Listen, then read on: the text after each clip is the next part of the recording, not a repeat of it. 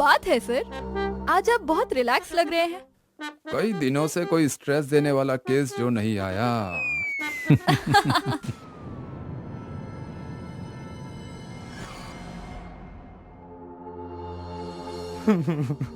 लुट गया मैं सर, मैं लुट गया। किसी ने मेरी दुकान का सारा सोना लूट लिया। सर ये तो ब्रिजेश जी हैं, शहर की सबसे बड़ी ज्वेलरी शॉप के मालिक। सर आप पानी पीजिए।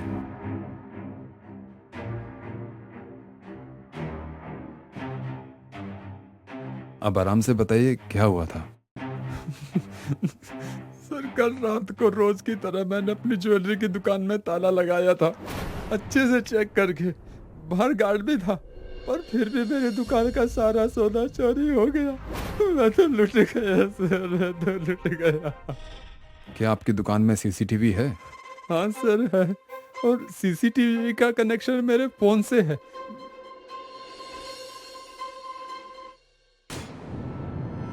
ये देखिए।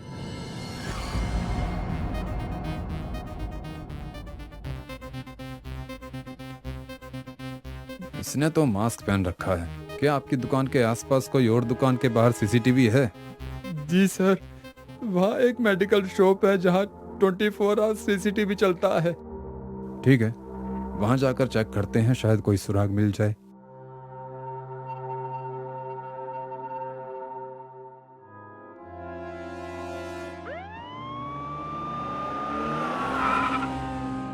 सुनो, मुझे कल रात के इस बाहर वाले सीसीटीवी की फुटेज चाहिए, लगभग 2 बजे के आसपास वाले। जी सर। अच्छा, इसमें भी मास्क है। सर मैंने इस आदमी को देखा है। पक्का? जी सर, कुछ दिनों से ये रोज मेरी दुकान पे आता था और यहाँ वहाँ देखता रहता था। मैंने कई बार इससे पूछा कि क्या चाहिए, पर ये कुछ बोलता ही नहीं था। तो इसका मतलब इसकी शक्ल पहले की सीसीटीवी फुटेज में मिल जाएगी।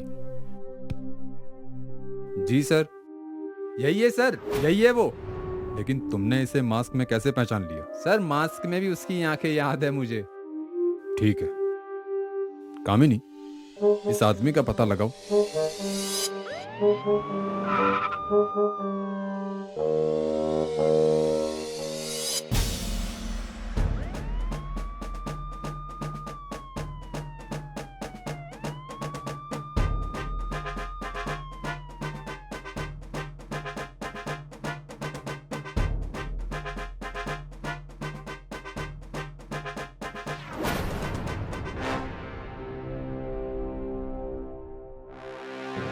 ये तो एकदम हूबहू है।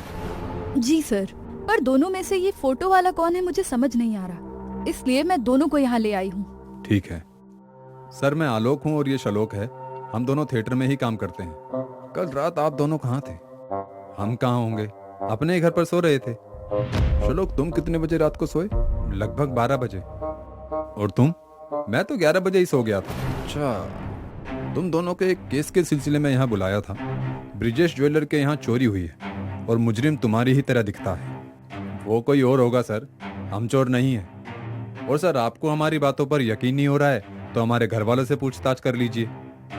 वो तो हम करेंगे ही, काम है हमारा। अब आप लोग जाइए, आगे आपकी जरूरत पड़ेगी तो वापस बुलाएंगे।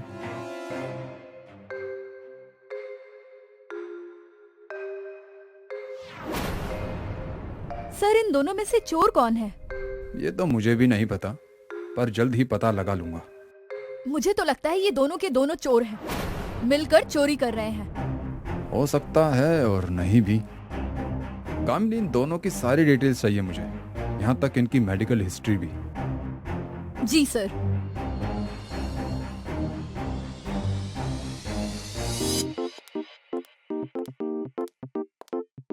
हाँ कामिनी, बोलो। सर इनकी मेडिकल हिस्ट्री तो नहीं मिल पाई, पर इनके एक फैमिली डॉक्टर हैं जो बचपन से इन दोनों का ट्रीटमेंट कर रहे हैं। उनका नाम डॉक्टर जय है। मैं आपको उनका एड्रेस टेक्स्ट कर देती हूँ। गुड वर्क कामिनी।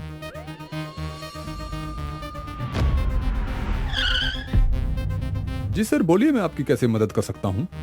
ये आलोक और शलोक जो आइडेंटिकल ट्विंस हैं, इन दोनों में कोई डिफरेंस है क्या जिससे पहचाना जा सके कि आलोक कौन है और शलोक कौन? सर वैसे तो कोई देखकर पहचान नहीं सकता, यहाँ तक कि उनके परिवार वाले भी उनको पहचान नहीं सकते। पर एक डिफरेंस है। क्या? शलोक को एक अजीब बीमारी है। वो लाउड नॉइज सुनते ही कॉन्शियसनेस खो देता है, कुछ मिनट के लिए फ्रीज हो जाता है। Oh, thank you so much doctor, आपने मेरी केस सोल्व करने में बहुत मदद कर दी। You are welcome sir. Sir आपको कोई क्लू मिला? क्लू नहीं, मुझे तो हुक्म का इक्का मिला है। मैं समझी नहीं। तुम्हें समझने की जरूरत नहीं है, बस देखती जाओ।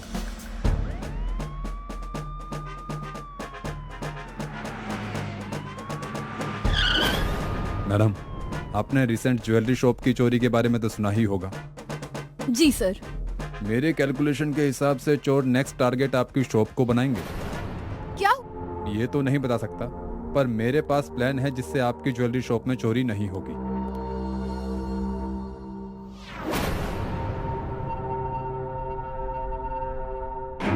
जैसा मैंने कहा है वैसा ही कर दीजिए बस। Okay sir.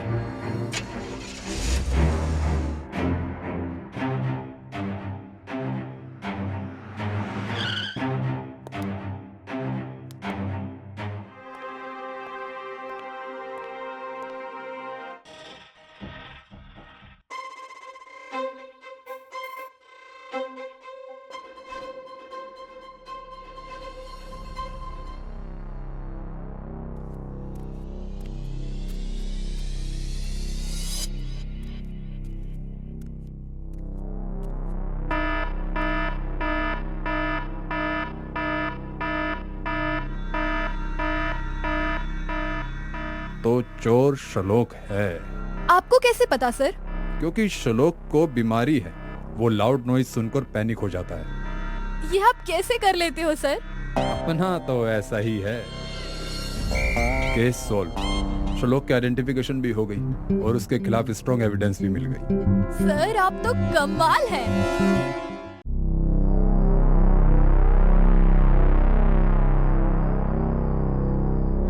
अंजलि, अंजलि, हे भगवान, ये मैंने क्या कर दिया? क्या कर दिया मैंने?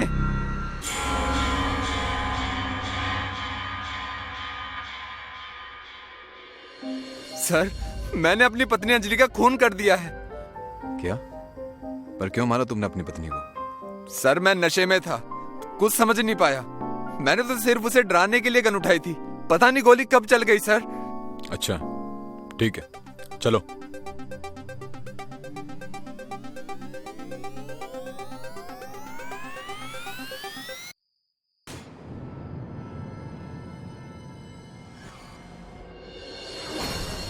सर, इसी रूम में मैंने अपनी पत्नी को गोली मारी थी। राजन जी, यहाँ पर तो कुछ भी नहीं है। बट सर, मैंने अंजलि को यहीं पर गोली मारी थी। राजन जी, ना तो यहाँ पर आपकी पत्नी की बॉडी है और ना ही फर्श पर खून। सर ये कैसे हो सकता है? सर मैं सच कह रहा हूँ, मैंने अपनी पत्नी अंजलि की लाश यहीं पड़ी देखी थी। आप चाहे तो गन चेक कर सकते हैं। सर, राजन सच कह रहा है, इसमें एक गोली कम है। ठीक है, फोरेंसिक डिपार्टमेंट को बुलाओ।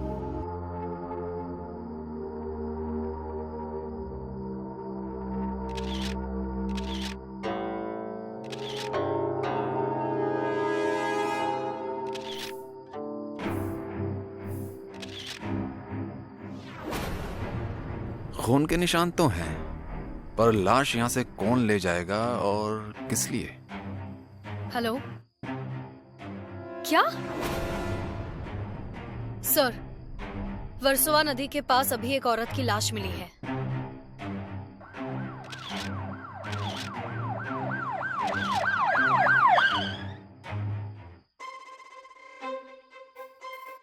अंजलि? सर ये मेरी पत्नी अंजलि है। अंजलि! राजन जी, आप बॉडी से दूर रहिए और हमें अपना काम करने दीजिए प्लीज।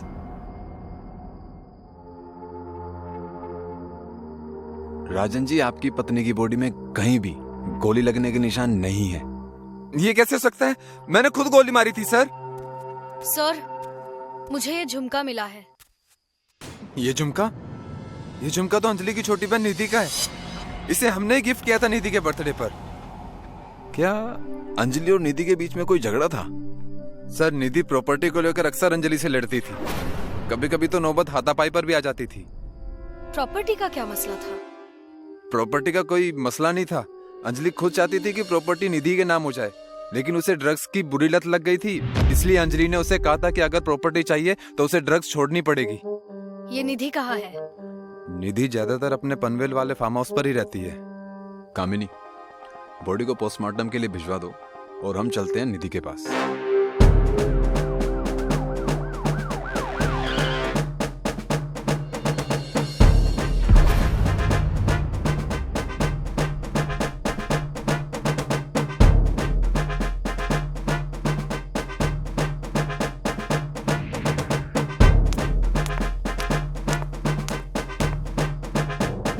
Sir, suicide note. मैंने अपने नशे की लत को पूरी करने के लिए अपनी बड़ी बहन अंजलि को मार दिया। मुझे जीने का कोई हक नहीं। दीदी, हो सके तो मुझे माफ कर देना। आपकी छोटी बहन निधि आपके पास आ रही है। सर, निधि खूनी थी और अब वो नहीं रही। इसका मतलब सर, केस खत्म। कामिनी, जब तक दोनों बॉडी की पूरी रिपोर्ट नहीं आ जाती ये केस खत्म नहीं होगा। और हाँ, दोनों घर के आसपास के सीसीटीवी अच्छे से चेक करो। Okay sir.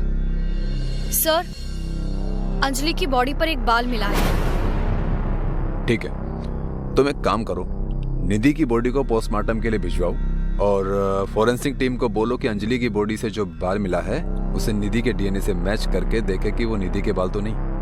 और इस घर को पूरी तरह सील करके छानबीन करो और देखो कि निधि की हैंडराइटिंग वाली कोई और नोटबुक मिलती है क्या।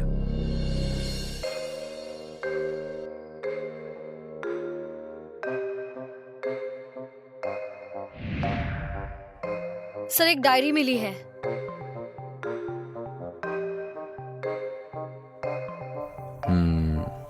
दोनों की हैंडराइटिंग एकदम सेम टू सेम है। तो सर, इसका मतलब निधि को सच में अपनी बहन को मारने का पछतावा था।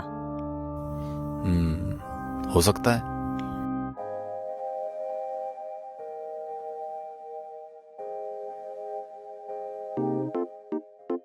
सर, अंजलि की पोस्टमार्टम रिपोर्ट से पता चला है कि उसकी मौत पानी में डूबने से हुई है, लेकिन उसके सर पर एक चोट का निशान भी नहीं है। उसे किसी भारी चीज से मारा गया था, लेकिन ऐसी कोई भी भारी चीज हमें अभी तक नहीं मिली है।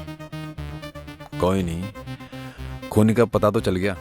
निधि जिंदा होती तो बता देती वो भारी चीज है कहाँ, लेकिन वो तो।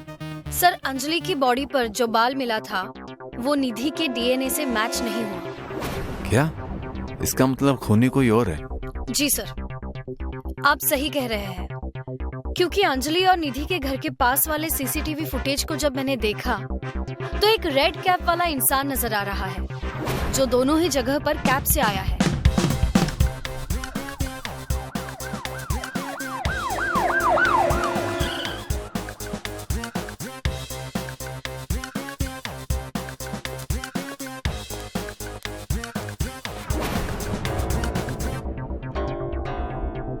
राजन जी, पूरी तरह छानबीन करने के बाद हमें यही पता चला कि निधि ने पहले अपनी बहन को मारकर बेहोश कर दिया, फिर उसे नदी में फेंक दिया, जिससे पानी में डूबने से अंजलि की मौत हो गई। एक लाइन में कहें तो निधि ने ही अंजलि का खून किया और फिर पछतावा करते हुए उसने आत्महत्या कर ली। अब जो भी हो, मेरी अंजलि तो नहीं आ सकती ना। राजन जी, खुद को संभालिए। समझ नहीं आ रहा खुद को कैसे संभालूं। मुझे संभालने वाली तो अब रही नहीं।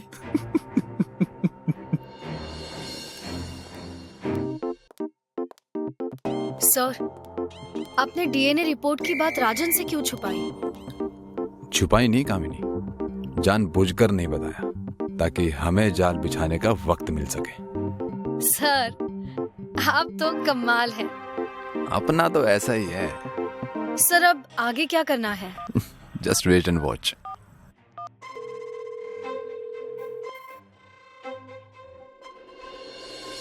Hello, cab company?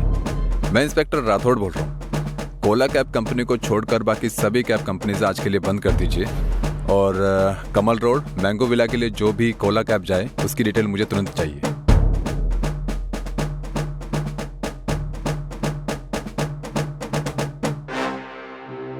Rajan ji, कहीं जाने की तैयारी है क्या? अब क्या बताऊं इंस्पेक्टर साहब, जब से मेरी अंजलि मुझे छोड़कर गई है तब से घर मुझे काटने को दौड़ता है। खैर, जो होना था सो हो गया। आप लोग बताइए, यहाँ फिर से क्यों आए हैं? कुछ भूल गए क्या? हाँ, आप बता सकते हैं कि कत्ल वाले दिन अंजलि से कोई और भी मिलने आया था क्या? सर, अंजलि बहुत रिजर्व टाइप की थी, इसलिए घर पर उससे मिलने कभी कोई नहीं आता था। लेकिन आप लोग मुझसे ये सब क्यों पूछ रहे हैं? आप लोगों को तो पता चल गया था ना कि अंजलि को निधि ने ही मारा था। हमें तो ये भी पता चला है राजन जी कि अंजलि की बॉडी में जो बाल मिला है वो निधि का नहीं है। मतलब ये अंजलि और निधि के कत्ल में किसी और का हाथ है। क्या ये आप क्या कह रहे हैं इंस्पेक्टर साहब? निधि ने खुद सुसाइड नोट में कबूल किया है कि उसी ने अंजलि को मारा है, तो फिर आप ये नई कहानी क्यों बना रहे हैं? कहानी है या हकीकत, वो तो हम आपको बाद में दिखाएंगे, लेकिन फिलहाल आप शहर छोड़कर कहीं नहीं जा सकते।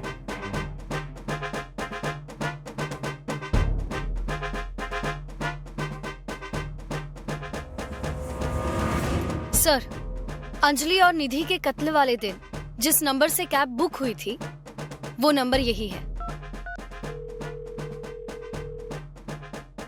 हेलो, ओके, ठीक है, ड्राइवर का नंबर भेज दीजिए जल्दी।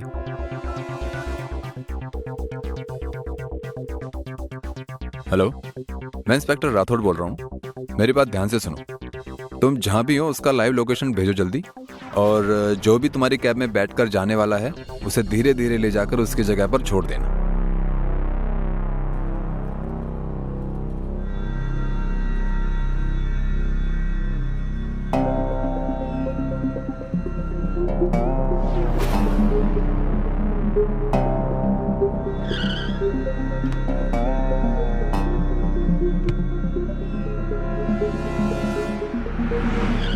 क्यों फोन करके बुलाया? तुमसे एक काम ठीक से नहीं होता। तुम इतनी बड़ी गलती कैसे कर सकती हो? तुम्हें पता है अंजलि की बॉडी पर जो एक बाल मिला है वो निधि का नहीं तुम्हारा है। अब मुझे तुम्हें भी मारना पड़ेगा।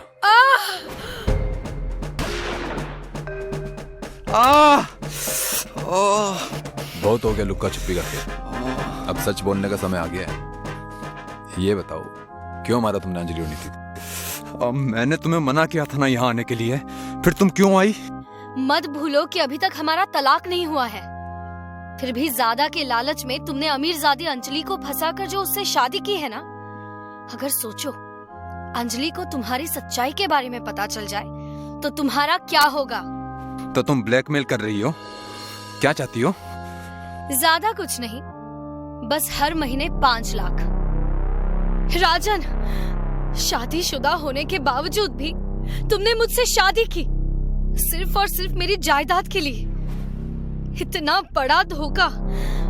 लेकिन अब मैं अपनी सारी जायदाद निधि के नाम कर दूंगी और तुम्हें तलाक देकर भिखारी बना दूंगी। तुम जिंदा रहोगी तब ना।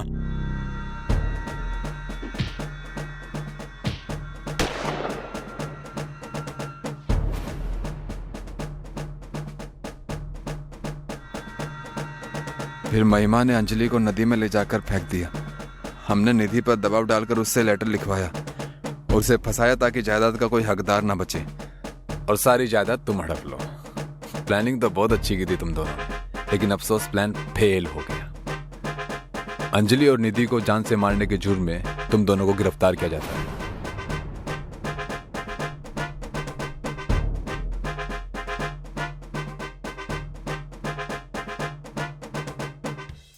सर, एक बात मुझे समझ में नहीं आ रही कि महिमा तो किसी भी कैब से आ सकती थी, तो वो कोला कैब से क्यों आई?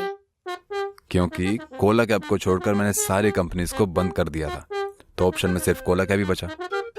समझी? सर, आप तो कमाल है। अपना तो ऐसा ही है।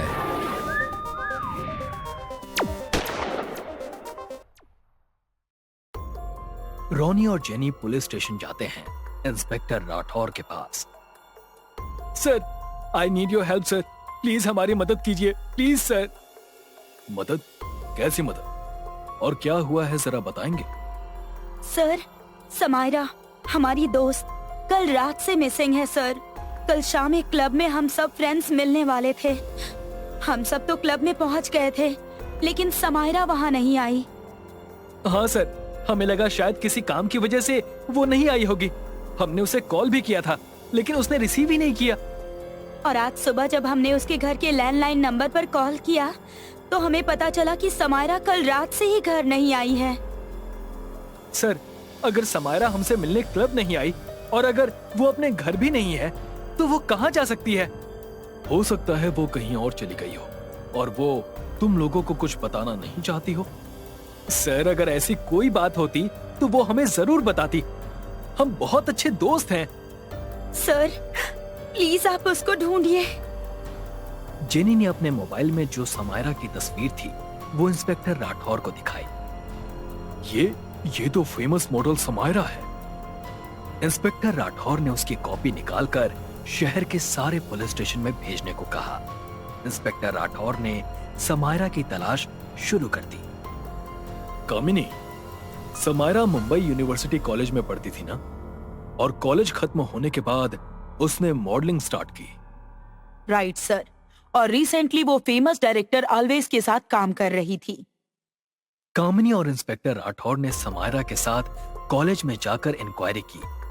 कॉलेज के प्रिंसिपल से उन्हें कुछ खास जानकारी नहीं मिली। फिर वो सीधे डायरेक्टर अलवेज के पास गए। हेलो इंस्पेक्टर राठौर, कहिए कैसे याद किया हमें?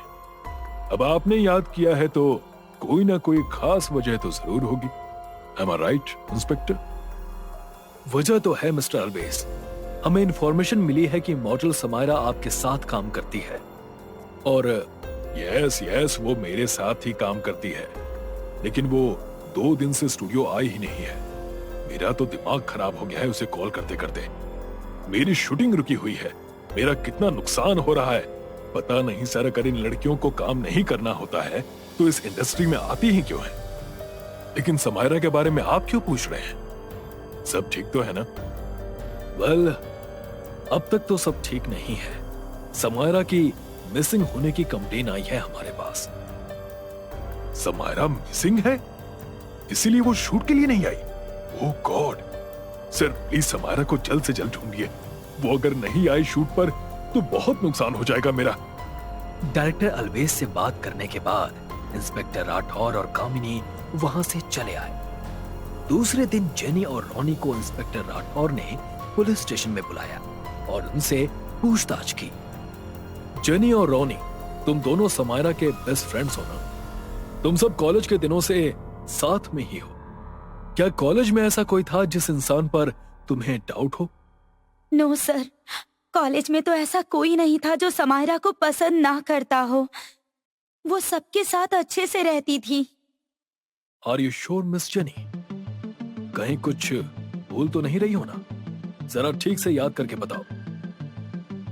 हाँ सर, राहुल नाम का एक लड़का था जो कॉलेज में समायरा के पीछे था। वो पागलों की तरह क्लास, लाइब्रेरी, कॉफी शॉप में उसका पीछा किया करता था। राहुल, कामिनी, इस राहुल की इंफॉर्मेशन निकालो। जरा इन आशिक साहब की भी खातिरदारी करते हैं। Okay sir. अगले दिन इंस्पेक्टर राठौर और कामिनी राहुल के घर गए तो उन्हें पता चला कि राहुल तो 3 महीने पहले ही अब्रॉड चला गया है। उसे अच्छी जॉब ऑफर हुई थी। इस केस में उलझने बढ़ती जा रही थी। कामिनी के मोबाइल पर एक कॉल आता है। हेलो, हाँ ओके, हम पहुंच रहे हैं। सर, जंगल में एक लड़की की लाश मिली है, हमें फौरन वहां जाना होगा। इंस्पेक्टर राठौर और कामिनी वारदात की जगह पहुंचे।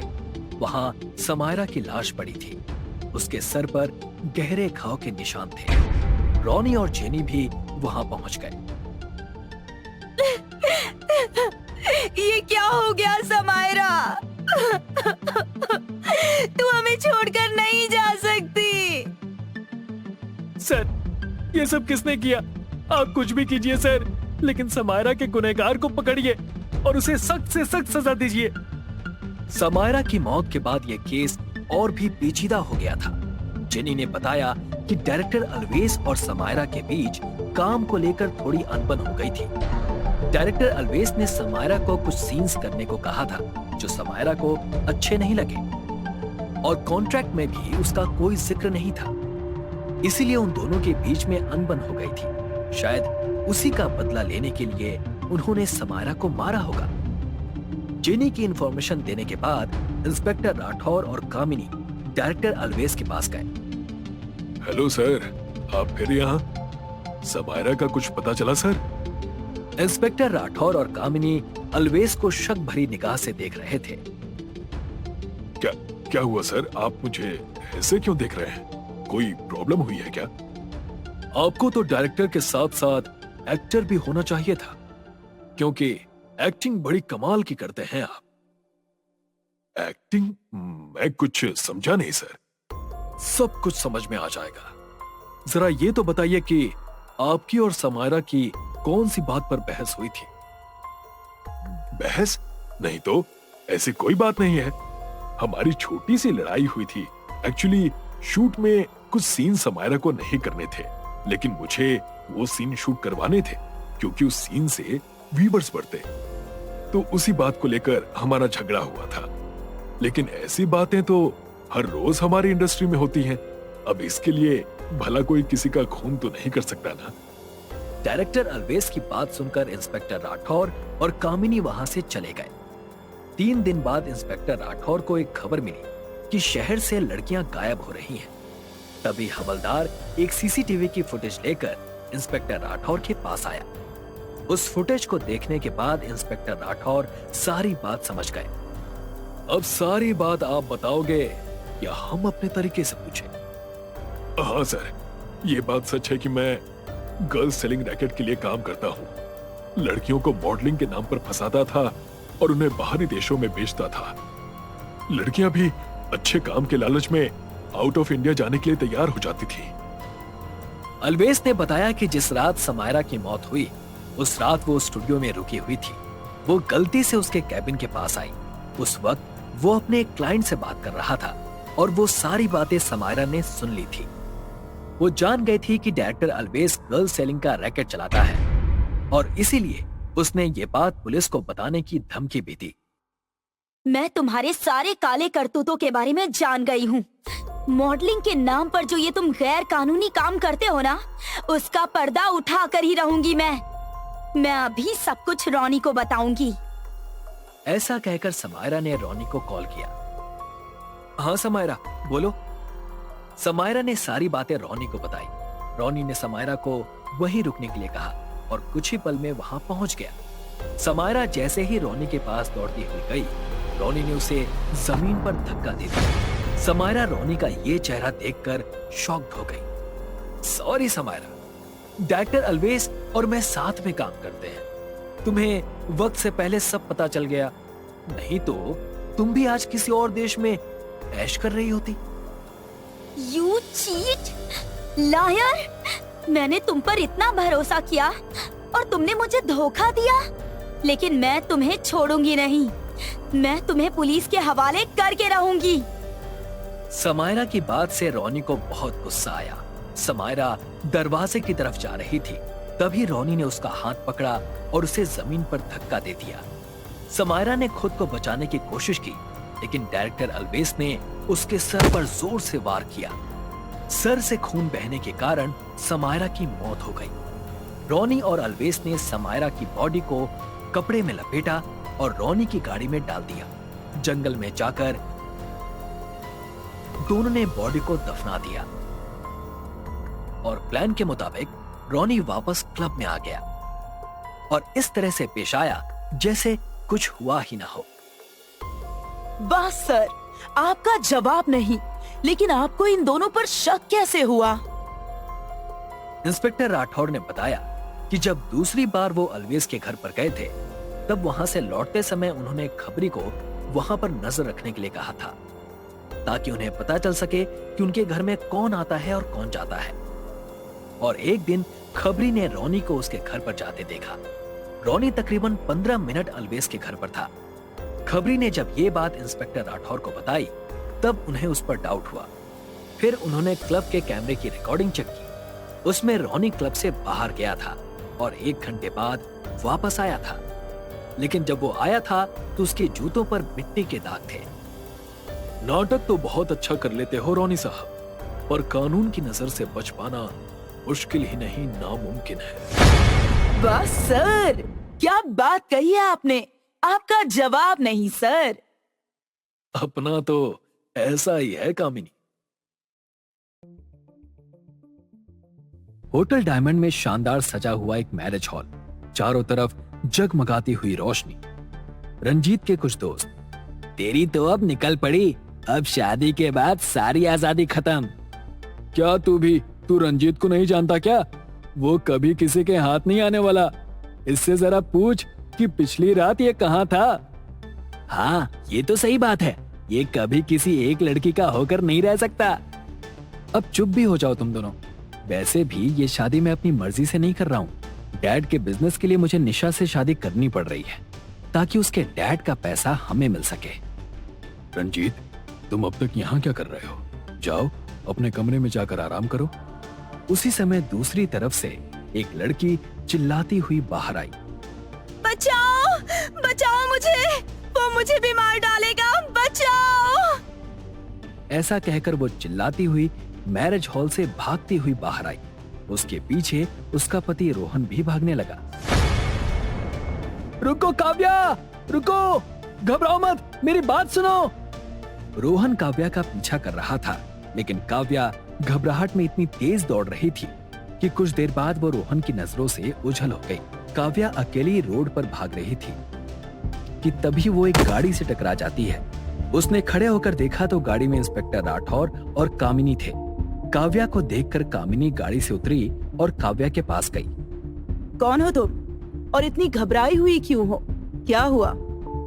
मुझे बचा लीजिए, मुझे बचा लीजिए सर, वो मुझे भी मार डालेगा, मुझे बचा लीजिए।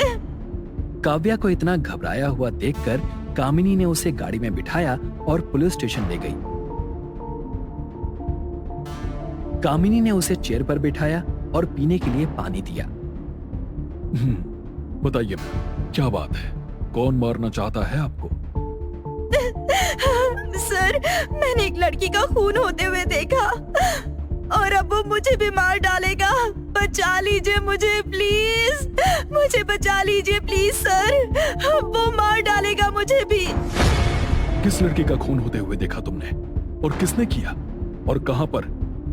काव्या ने बताया कि वो उसके पति रोहन के फ्रेंड रंजीत के एंगेजमेंट में गई थी।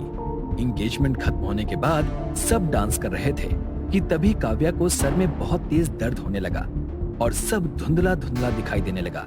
उसने रोहन को बताया कि वो कमरे में जाकर आराम करना चाहती है। ठीक है, तुम हमारे कमरे में जाओ और दवाई खाकर सो जाओ, और अगर दर्द ज्यादा रहा तो मुझे कॉल करना, ठीक है? ठीक है। काव्या ऊपर अपने कमरे में जाने लगी, लेकिन उसके सर का दर्द और बढ़ने लगा। काव्या ने बताया कि उसे चक्कर आने लगे थे और उसी दौरान वो रूम नंबर 201 की बजाय रूम नंबर 202 में चली गई और बेड पर सोते ही उसके नजरों के सामने अंधेरा छा गया और कुछ ही समय के बाद उसकी आंखें झट से खुल गई। उसका शरीर पत्थर की तरह स्थिर हो गया था। उसके मुंह से आवाज नहीं निकल रही थी और बेडरूम का दरवाजा खुला हुआ था, इसलिए बाहर हॉल में क्या हो रहा है उसे धुंधला धुंधला दिखाई दे रहा था। लेकिन जिस लड़की का खून हो रहा था उसका चेहरा उसे दिखाई दिया था। काव्या ने खुद को संभालने की और बेड से उठने की बहुत कोशिश की, लेकिन वो उठ नहीं पाई और दिमाग पर ज्यादा जोर देने की वजह से वो वहीं बेडरूम में बेहोश हो गई। और जब उसे होश आया तब हॉल में सब कुछ ठीक था, ना वहां कोई लाश थी ना कोई खून। लेकिन वो बहुत डर गई थी, इसलिए वो वहां से भाग गई। मैं सच कह रही हूँ सर, मैंने देखा है खून होते हुए।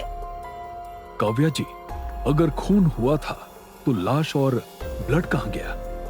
तभी वहां काव्या का पति रोहन आ जाता है। लाश और खून तो तब मिलता ना सर, जब सच में खून हुआ होता। अरे ये क्या गजबे बातें बताई रहे हो? बीवी बोले है कि खून हुआ है और ये जनाब बोले हैं कि खून नहीं हुआ है। वैसे आप हैं कौन? सर, मेरा नाम रोहन है और मैं काव्या का पति हूँ सर। रोहन ने बताया कि काव्या को स्लीप पैरालिसिस की बीमारी है और इसी की वजह से उसे ऐसे दौरे आते रहते हैं। वो जो भी कहती है उसमें सच्चाई नहीं होती, उसका भ्रम होता है। हाँ सर, ये सच है कि मुझे स्लीप पैरालिसिस है। मुझे सपने आते हैं, डरावनी शक्लें, भूत दिखाई देते हैं, मगर इस बार मुझे कोई भूत नहीं बल्कि खून होते हुए दिखाई दिया है। काव्या की बात सुनने के बाद इंस्पेक्टर राठौर और कामिनी भेस बदलकर उसी होटल डायमंड में गए जहां रंजीत की सगाई होने वाली थी। काउंटर पर कामिनी और इंस्पेक्टर राठौर ने रूम नंबर 202 बुक किया। अंदर जाते ही उन्होंने देखा कि सारी चीजें जैसी की तैसी हैं। उन्होंने पूरे घर में स्प्रे किया ताकि उन्हें खून के धब्बे दिखाई दे, लेकिन कहीं पर कोई निशान नहीं था। लेकिन तभी कामिनी को हॉल के सोफे पर एक कागज चिपका हुआ मिलता है। सर, ये देखिए, सोफे पर कागज चिपका हुआ है। इंस्पेक्टर राठौर ने उस पर स्प्रे छिड़का तो उस पर नीला रंग साफ दिखाई देने लगा। कामिनी, एक बात तो साफ है, खून तो हुआ है। इंस्पेक्टर राठौर और कामिनी ने काव्या को पुलिस स्टेशन में बुलाया। साथ ही होटल की 3 दिन की रिकॉर्डिंग भी मंगवाई। काव्या जी, अगर आपको उस लड़की का चेहरा दिख जाए तो क्या आप उसे पहचान लेंगी? जी हाँ सर। इंस्पेक्टर राठौर ने काव्या को सीसीटीवी फुटेज दिखाई। उसमें कई लोग आ जा रहे थे। उसमें एक लड़की अपना बैग लेकर जा रही थी। काव्या ने बताया कि ये वही लड़की है। हवलदार लालू पटेल जी, जल्द से जल्द इस लड़की की सारी इंफॉर्मेशन निकालिए। जी सर। इंस्पेक्टर राठौर ने वो सीसीटीवी फुटेज पूरा देखा और उसमें उन्हें एक बात अजीब लगी। कामिनी, अगर मेरा अंदाजा गलत नहीं है तो ये केस 50% यहीं सॉल्व हो गया है। वो कैसे सर? इंस्पेक्टर राठौर और कामिनी पुलिस के भेस में वहां पहुंचे। वहां रंजीत स्टेज पर अपने दुल्हन का वेट कर रहा था कि तभी वहां इंस्पेक्टर राठौर और कामिनी एक बैग के साथ पहुंचते हैं। कांग्रेचुलेशंस मिस्टर रंजीत, सगाई मुबारक हो। हमने सोचा सभी लोग गिफ्ट दे ही रहे हैं तो हम भी आपके लिए क्यों ना कोई अच्छा सा गिफ्ट ले लें। और हाँ, आपकी बेस्ट फ्रेंड निशा ने भी आपके लिए एक तोहफा दिया है। वो इस बैग में है, आपको खोलकर दिखाते हैं। कामिनी बैग के पास गई, तभी वहां रंजीत के पिता मिस्टर सहगल आ गए। नहीं नहीं इंस्पेक्टर साहब, ये बैग मत खोलिए प्लीज। हम बैग क्यों ना खोलें? क्या आपको डर है कि इस बैग में कहीं निशा की डेड बॉडी ना हो? ये बात सुनकर वहां खड़े सभी लोग चौंक गए। क्या ये बात सच है पापा? क्या सच क्या झूठ, ये तो पुलिस स्टेशन जाकर ही पता चलेगा। इंस्पेक्टर राठौर मिस्टर सहगल को गिरफ्तार करके पुलिस स्टेशन ले गए। पुलिस स्टेशन में मिस्टर सहगल ने बताया कि निशा रंजीत की गर्लफ्रेंड थी। रंजीत की शादी हो रही है, ये बात जानकर वो गुस्सा हो गई थी। उसने उन्हें धमकी दी थी कि वो सबको सच बता देगी। अंकल जी, मैं आपकी बहुत इज्जत करती हूँ, लेकिन अगर आप भी मेरे खिलाफ जाकर रंजीत की शादी किसी और से करवाएंगे तो मैं वहीं आकर सबके सामने सबको आपकी और आपके बेटे की सच्चाई बता दूंगी। मिस्टर सहगल ने बताया कि निशा ने उनसे 10 लाख रुपए मांगे थे अपना मुंह बंद रखने के लिए। मेरे ऊपर पहले से ही इतना कर्ज था और ऊपर से निशा 10 लाख रुपए मांग रही थी। मैंने उसे पैसे देने के बहाने होटल में बुलाया और अपने सेक्रेटरी विशाल को पैसे देकर उसे उसी के रूम नंबर 202 में मार दिया।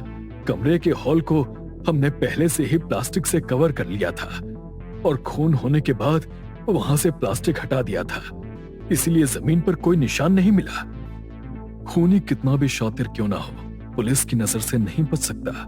प्लास्टिक का एक छोटा सा टुकड़ा सोफे से चिपका रहा, वहां हमें एक सबूत मिला और जब हमने होटल के सीसीटीवी फुटेज को चेक किया तब आपके सेक्रेटरी विशाल पकड़ में आए। वो कैसे सर? फुटेज में हमने देखा कि विशाल होटल में आते वक्त एक बैग के साथ आया है और कुछ ही घंटे बाद 2 बैग के साथ बाहर निकला। मिस्टर सहगल ने बताया कि उन्होंने परफेक्ट प्लानिंग की थी निशा को मारने की, लेकिन उसी टाइम काव्या निशा के कमरे में आई थी और ये बात विशाल को पता नहीं थी। उसने निशा का खून किया और उसकी डेड बॉडी लेकर वहां से चला गया और यही उसने गलती की और पकड़ा गया। कोई जुर्म करे और हमारी नजर से बच निकले, ऐसा तो हो नहीं सकता। वाह सर, क्या बात कही है। आपका जवाब नहीं सर। सच में सर, आप तो एकदम ही ग्रेट हो। ऑफिस से लौटते वक्त सूरज बहुत खुश था। उसके हाथ में एक लाल कलर का छोटा सा बॉक्स था। आज तो मेरी परी पीहू बहुत खुश हो जाएगी।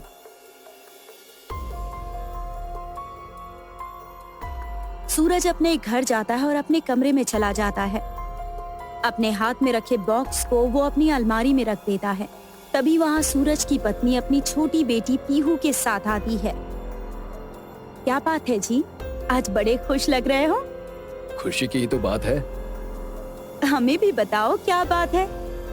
अभी नहीं, थोड़ी देर बाद बताऊंगा। अभी मेरे लिए एक चाय बना कर लाओ प्लीज। सूरज की पत्नी अपनी बेटी को लेकर वहाँ से चली गई। तभी सूरज को थोड़ी चक्कर आने लगी। वो जमीन पर गिर गया और जब उसकी आंखें खुली तो वो एक बंद अंधेरे कमरे में था जहाँ लाल रंग की लाइट थी। वहाँ सूरज की जरूरत की हर एक चीज थी, बेड, टीवी, वॉशरूम, लेकिन उस कमरे में एक भी खिड़की नहीं थी। एक बंद दरवाजा था जिसके नीचे एक छोटी सी खिड़की थी। एक आदमी वहाँ आया और दरवाजे की वो खिड़की खोली और वहाँ से खाने की थाली सूरज को दे दी। सूरज समझ नहीं पा रहा था कि उसके साथ ये क्या हो रहा है।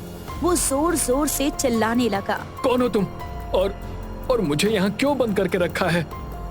अगर तुम्हें पैसे चाहिए तो मैं देने के लिए तैयार हूँ, लेकिन मुझे यहाँ से जाने दो। सूरज जोर जोर से चिल्लाता रहा, लेकिन उसकी आवाज सुनने वाला वहाँ कोई नहीं था। दिन बीत गए, हफ्ते बीत गए, साल गुजर गए, लेकिन सूरज उसी कमरे में कैद था। अब तो शायद उसे ऐसी जिंदगी की आदत हो गई थी। उसे रोज सुबह शाम को दाल चावल खाने के लिए मिलते। ऐसे ही पूरे 10 साल बीत गए, लेकिन सूरज वहीं कैद रहा। एक दिन सुबह जब उसे दाल चावल खाने को मिले तो वो खाने के बाद उसे नींद सी आने लगी और वो वहीं सो गया। कुछ लोगों ने उसे बड़े से कपड़े में लपेटा और जंगल में छोड़ आए। सूरज को जब होश आया तो वो एक जंगल में था। तभी उसके जेब में रखा मोबाइल बजने लगा। सूरज ने कॉल उठाया। सामने कॉल पर आवाज आई, कैसा लगा इतने सालों बाद रोशनी देखकर?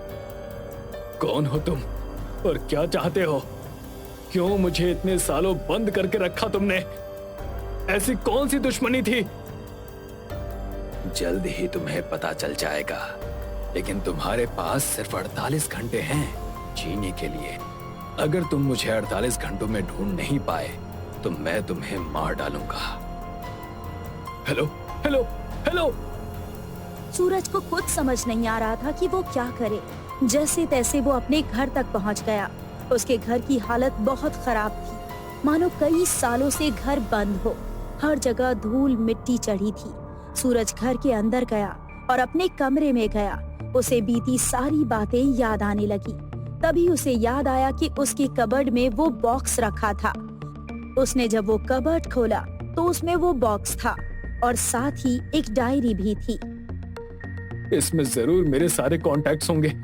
सूरज ने डायरी खोली और उसमें से नंबर निकालकर अपने जिगरी दोस्त अमन को कॉल किया।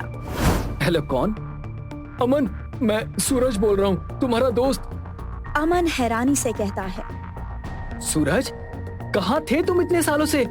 ना कोई कॉल, ना कोई मैसेज, और तुमने अपनी पत्नी का खून कर दिया। मुझे तो अभी भी यकीन नहीं हो रहा है कि तुमने ऐसा किया। मैंने ऐसा कुछ नहीं किया है अमन, मेरा यकीन कर। मैं तुम्हें सब कुछ बताता हूँ, लेकिन पहले तुम मुझसे मिलने आ जा।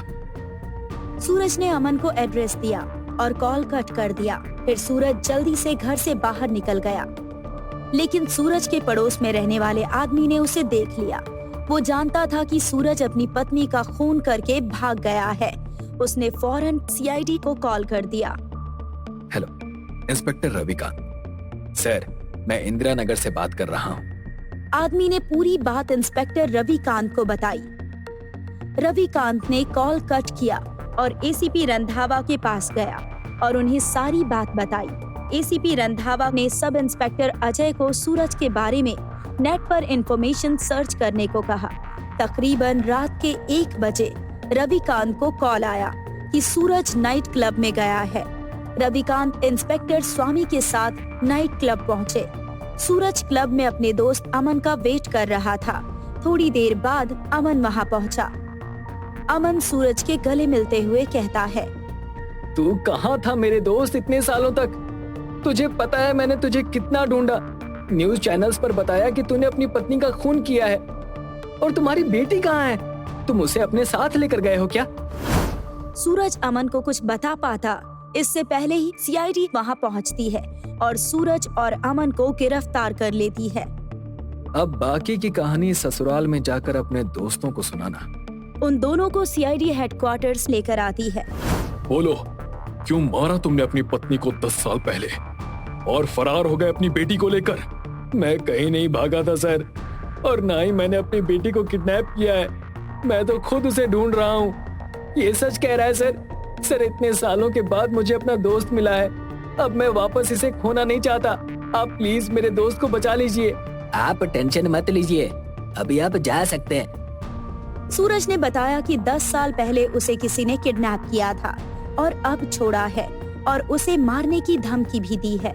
रविकांत और इंस्पेक्टर स्वामी ने सूरज से पूछताछ जारी रखी। सूरज ने बताया कि पिछले 10 साल उसने सिर्फ दाल चावल खाया है। क्या कभी उस दाल चावल का टेस्ट भी बदला था? नहीं सर, उसका टेस्ट कभी नहीं बदला। क्या और कुछ याद है तुम्हें? कोई आवाज या कोई निशानी, किसी की बातें? सूरज ने बताया कि वहाँ शाम के वक्त मंदिर के घंटे की आवाज आती थी। स्वामी, जरूर उसने ऐसी जगह ढूंढी है जहाँ से मंदिर की घंटी की आवाज भी आती है और आसपास होटल्स भी हैं। एसीपी रंधावा ने इंस्पेक्टर रोमा और शैला को सूरज की बेटी की इंफॉर्मेशन निकालने को कहा। एसीपी रंधावा ने सूरज को अपने सारे दुश्मनों के नाम लिखने को कहा। सूरज ने सबके नाम लिखे। तभी सूरज के मोबाइल पर एक कॉल आया। सूरज ने कॉल उठाया और स्पीकर पर डाला। कॉल पर उसी आदमी ने सूरज को धमकी दी कि अगर सूरज उसे 24 घंटे के अंदर ढूंढ नहीं पाया तो वो उसे मार देगा।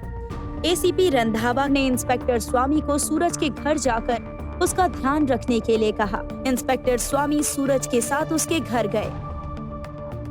रात के तकरीबन 1 बजे इंस्पेक्टर रविकांत ने इंस्पेक्टर स्वामी को कॉल किया। वहाँ सब ठीक तो है ना? बस सर के इंस्ट्रक्शंस पर काम करते रहो। अभी तक तो सब ठीक है सर। थोड़ी देर बाद इंस्पेक्टर स्वामी को होश आया।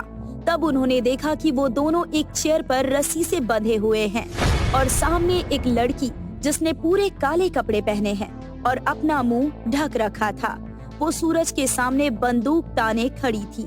सूरज जैसे ही होश में आया, उस लड़की ने कहा, अब तुम्हारा वक्त खत्म और मेरा बदला पूरा हुआ। लड़की ने सूरज के ऊपर गोली चलाई और वो दूसरी गोली चलाती इससे पहले ही इंस्पेक्टर रोमा, शैला और रविकांत वहां पहुंच गए। रोमा ने लड़की को पकड़ा और उसे सीआईडी हेडक्वार्टर्स लेकर आ गई। बताओ, क्यों किया ऐसा? लड़की ने बताया कि सूरज ने उसकी माँ को मारा था, इसीलिए उसने अपने पिता के साथ मिलकर सूरज को पहले किडनैप किया, फिर उसे मारना चाहा। तभी वहाँ डॉक्टर दास आ गए। उनके हाथ में एक फाइल थी। बॉस, तुम्हारा शक सही था, ये सूरज की बेटी ही है। एसीपी रंधावा ने पूरी सच्चाई लड़की को बताई कि उसका नाम पीहू है और वो सूरज की ही बेटी है। तुम्हारे हाथ का निशान देखकर ही मुझे पता चल गया था, क्योंकि ऐसा ही निशान सूरज के हाथ पर भी है। पीहू रोते हुए अपने सारे गुनाहों की माफी मांगने लगी। फिर पीहू उस आदमी के पास गई जिसे वो अपना पिता समझती थी। वो और कोई नहीं बल्कि सूरज का दोस्त अमन था। इंस्पेक्टर रविकांत ने अमन को गिरफ्तार कर लिया। थोड़ा टॉर्चर करने के बाद अमन ने बताया, हाँ, मैंने ही मारा है सूरज की वाइफ को और उसकी बेटी को भी मैंने ही किडनैप किया और बाद में सूरज को भी। लेकिन क्यों? अपने दोस्त से इतनी नफरत क्यों? अमन की एक बहन थी जो कि सूरज से बहुत प्यार करती थी, लेकिन सूरज ने किसी और से शादी कर ली, इसीलिए उसकी बहन ने आत्महत्या कर ली। बस उसी बात की नफरत को उसने जिंदा रखा था। उसका असली नाम शरद है। सूरज से बदला लेने के लिए उसने अपना नाम बदला था और सूरज के साथ दोस्ती की थी। प्लानिंग तो बहुत अच्छी थी, लेकिन किस्मत खराब थी कि सूरज बच गया और तुम, जो कि असली गुनहगार हो, वो पकड़ा गया।